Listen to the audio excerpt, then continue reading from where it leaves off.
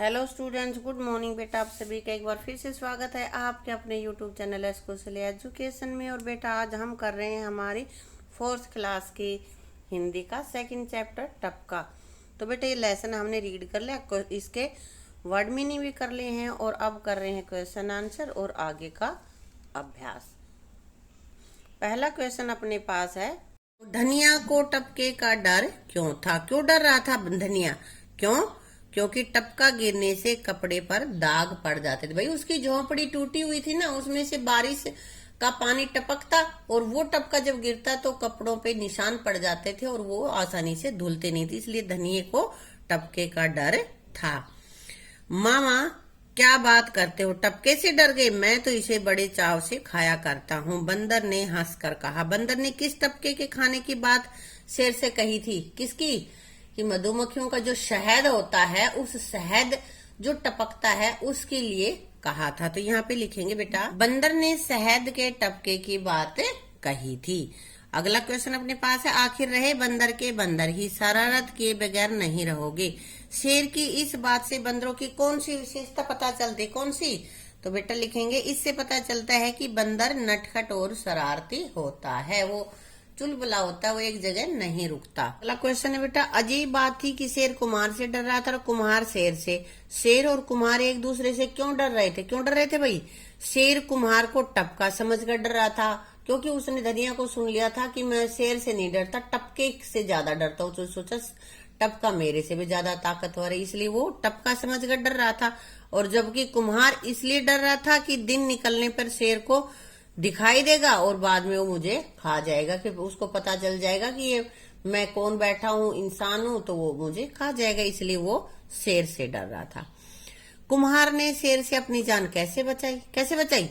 तो कुम्हार ने बरगद की दाढ़ी पकड़कर पेड़ की खो में छिपकर अपनी जान बचाई। पेड़ की दाढ़ी पकड़ के वो पेड़ पे चढ़ गया और फिर उसकी खो में छिप गया। ठीक है, अब यहाँ पे आपकी बात है, शेर ने टपके को अपने से बलवान समझा। आप किस किस को अपने से बलवान समझते हो? ये तुम्हें लिखना है, किसको समझते हो? गाय को, भैंस को, कुत्ते को, जिससे भी तुम्हें डर लगता है वो सब तुमसे बलवान ही होंगे, है ना? जिसको भी तुम समझते हो वहां पे लिख देना है। बंदर को टपका बहुत अच्छा लगता था। आपको क्या क्या अच्छा लगता है ये तुम्हें लिखना है, तुम्हें क्या क्या अच्छा लगता है। किसी को आइसक्रीम अच्छी लगेगी, किसी को मिठाई अच्छी लगेगी, किसी को पालक पनीर अच्छा लगे, जो अच्छा लगे वो लिख देना। ठीक है बेटा, आगे है भाषा की बात। आधे का कमाल, जंगल में टपका उतर आया, शेर और बंदर उत्तर की ओर भागे। इन वाक्यों में उतर का अर्थ है नीचे उतर आना और उत्तर का अर्थ है एक दिशा। तो बेटा हमने देखा उतर आया में तो एक ही तय है, लेकिन उत्तर में एक तय पूरा है और एक आधा है, तो एक आधा तय और जुड़ गया तो इसका अर्थ बदल गया है ना। इसी तरह के आगे हमें और शब्द देखने हैं जिनमें कि एक बार तो सिर्फ एक ही पूरा वर्ड होगा और दूसरी बार एक आधा और एक पूरा वर्ड जुड़ के फिर उनका क्या अर्थ होता है ये हम देखते हैं अपने आगे। यहाँ पे अपने पास है पका। पका मीन से पका हुआ, जो कोई भी चीज पक गई है वो होती है। यह आम पका हुआ है, वाक्य में प्रयोग हो गया, इसलिए पक्का।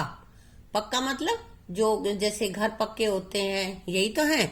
तो मैं पक्के घर में रहता हूँ। पक्का घर कौन सा होता है? जो कि ईंट सीमेंट वगैरह से बना होता है, वो पक्का घर होता है। मिट्टी, मिट्टी क्या है? रेत होता है ना।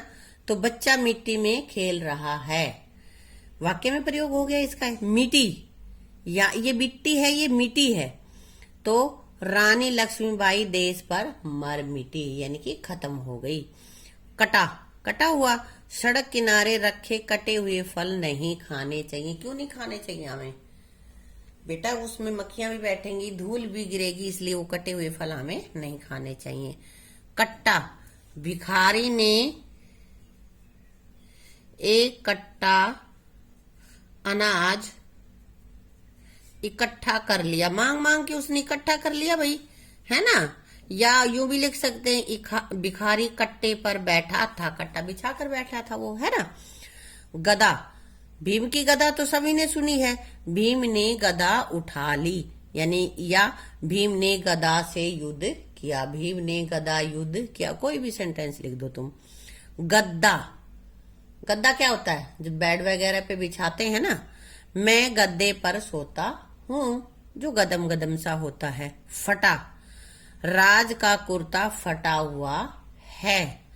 फट्टा, ये लकड़ी का होता है एक, तो बच्चे लकड़ी के फट्टे पर झूल रहे हैं। ठीक है, ये हमने उसके वाक्य में प्रयोग कर दिए। अब क्या कह रहा है, आई की मात्रा, दुकान पर बहुत सारे फल रखे थे, फलों की खुशबू चारों ओर फैल रही थी। अब यहाँ पे फल और फल के आई की मात्रा लग गई, तो ये आई लग गया ना, यहाँ पे दो मात्राएं होती है, आई की फैल हो गया। तो इसी तरह से औरों के तुम्हें आई की मात्रा लगानी, जैसे बैल है, बल है, बल के जब आई की मात्रा लगाएंगे तो क्या बनेगा, बैल। सर, सर के आई की मात्रा लगा दी, सैर। पर के पैर, तर के तैर। इसी तरह से इधर के पहले तुम लगाओगे और फिर मेरे वालों से मिला लेना कि सही मिलाया है या नहीं मिला है। ठीक है। हंस में लगी बिंदी अनुस्वार है। हंस, न की आवाज आ रही है, और यहाँ पे हंस, हंस में लगी बिंदी अनुस्वार है। जो सिर्फ नाक में बोली जाती है वो तो अनुस्वार है, और जो नाक और मुंह दोनों में हंस, वो अनुनासिक है। यानी कि ये चंद्र बिंदु है, ये सिर्फ बिंदु है, ये भी अंतर है इनमें। तो जो सिर्फ एक बिंदी लगती है वो तो होती है अनुस्वार, और जो आधा चांद और उसके अंदर बिंदु लगता है उसको कहते हैं अनुनासिक। इनके अंतर को तुम्हें आगे पहचानना है। नीचे दिए गए शब्दों के उचित स्थान पर अनुस्वार और अनुनासिक यानी कि अंकी बिंदी या चंद्र बिंदु ये लगाना है। किस पे चंद्र बिंदु लगेगा और किस पे सिर्फ ये अंकी बिंदी अनुस्वार लगेगा। तो ये मैंने लगा रखी बेटा, ऊपर जिस पे भी लगाई है यहाँ पे तुम्हें देखना है। कुछ मैंने छोड़ दिए, वहां पे तुम्हें खुद लगानी है। जैसे चांद, चांद, चांद पे चंद्र बिंदु लगता है। हंस, यहाँ पे अगर हम चंद्र बिंदु लगा देंगे तो हंस नहीं रहेगा, ये हो जाएगा हंस। इसी तरह बंदर, न की जिसमें साउंड आई वो अनुस्वार होता है, बंदर होता है। अगर यहाँ पे ये कर दे तो बदर, तो ये सही नहीं बनेगा। इसी तरह ये क्या है, बांस, बांस, मुंह की आवाज आएगी तो इसमें ये चंद्र बिंदु आएगा। पंखा, न की आवाज आई है ना, तो यहाँ पे अंक की मात्रा आ जाएगी। इसी तरह पांच, आप मुंह से भी और नाक से दोनों से आ रही है, इसलिए चंद्र बिंदु। पूंछ, कंचा, कंचा, अंक की मात्रा आ रही है यहाँ पे, ये अनुस्वार है। तो देख लेना किसमें कैसी लगेगी। अब शेर ने गहरी सांस ली, सांस चंद्र बिंदु लगा हुआ है ना। नीचे कुछ शब्द दिए गए हैं, इनमें से ऐसे शब्दों पर गोला लगाएं जिनके साथ गहरी शब्द का इस्तेमाल होता है। जैसे गहरी सांस हो गया ना, ऐसे ही क्या हो सकता है, गहरी पहाड़ी होगी ना, तो यहाँ पे पहाड़ी गहरी होती है क्या, पहाड़ी तो ऊंची होती है, या नहीं। गहरी खाई, खाई होती है, इसलिए हमने यहाँ पे गोला लगा दिया है। डाली, डाली गहरी होती है क्या, डाली तो गहरी नहीं होती, लंबी हो सकती है, पतली हो सकती है ना, मोटी हो सकती है। नींद, नींद गहरी होती है ना, गहरी नींद सो गया, तो यहाँ पे ये हमने गोला लगा दिया। दीवार, दीवार गहरी होती है, दीवार या तो ऊंची होगी, लंबी होगी, मोटी होगी, ये हो सकती है, गहरी नहीं हो सकती दीवार, इसलिए हमने इस पे नहीं लगाया। नदी, नदी गहरी हो सकती है कि उसमें बहुत गहरे तक पानी होगा, पानी बहुत ज्यादा होगा, उसको गहरी बोल देते हैं।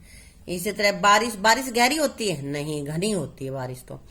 गहरी दोस्ती होती है, गहरी हवा भी नहीं होती, गहरी छाया होती है। तो जो जो गहरी है उस पे मैंने सर्कल कर दिया है। ठीक है बेटा। अब आगे है, यह भी करें, लुका छिपी। कुम्हार बरगद की खो में छिप गया। अब तुम भी लुका छिपी खेलते हो ना, तो उस खेल में तुम कहाँ कहाँ छुपते हो वो तुम्हें बताना है। किसी कमरे में छुपते हो, मेज के नीचे, तुम जहाँ कहीं भी छुपते हो वो तुम्हें बताना है। मुझे कमेंट बॉक्स में लिख के बताना है कि तुम कहाँ पे छुपते हो। ठीक है। इसके साथ बेटा अपना ये लेसन यहीं पे कंप्लीट हो जाता है। इसको सारे को अच्छे से अभ्यास को, प्रश्न उत्तर को अपनी नोटबुक में लिखोगे, लर्न करोगे, अच्छे से इसकी तैयारी करोगे। ठीक है। Thank you.